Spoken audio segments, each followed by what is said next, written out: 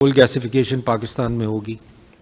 اس کے علاوہ جو ایم او یوز انٹرسٹنگ تھے وہ تھے ایگریکلچر سائڈ پہ، ہائیبریڈ اور سمارٹ ایگریکلچر کے اوپر، ہائیبریڈ سیڈ کے اوپر یہ سائن ہوئے. ہمارے یہاں ووکیشنل ٹریننگ سینٹرز بہت تھے، مگر ان کی یہ فیلنگ تھی کہ پریزیڈنٹ کی کہ ہمارے یہاں کوئی فارمر کے لیے ووکیشنل ٹریننگ نہیں ہے.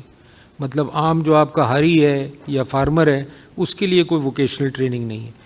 تو اس کے لیے ایک ووکیشنل ٹریننگ سینٹر، ایک شینون کالج ہے ان چائنا، انہوں نے پروپوز کیا کہ جی ہم بنائیں گے آپ کے لیے، اور فارمرز کو ووکیشنل ٹریننگ سینٹر میں یہ فارمنگ سکھائی جائے گی ایٹ اے ڈفرینٹ لیول.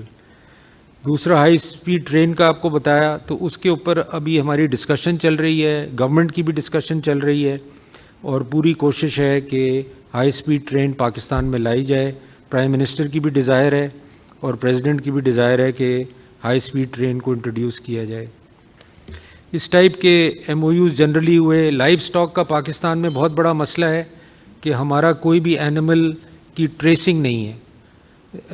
دنیا میں اب ہر اینیمل کی ٹریک اینڈ ٹریسنگ ہوتی ہے. آپ کی اس کی ویکسینیشن، اس کی جو بھی پروسیس ہے اینیمل کا وہ فالو ہوتا ہے. ہمارے یہاں پاکستان میں ایسی کوئی چیز نہیں ہے.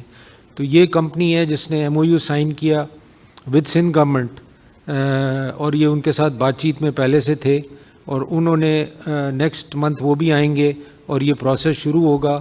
اینڈ آئی ایم ہوپ فل کہ یہ فیڈرل گورنمنٹ بھی اس کو اڈاپٹ کرے اور دوسرے پروونسز اڈاپٹ کریں.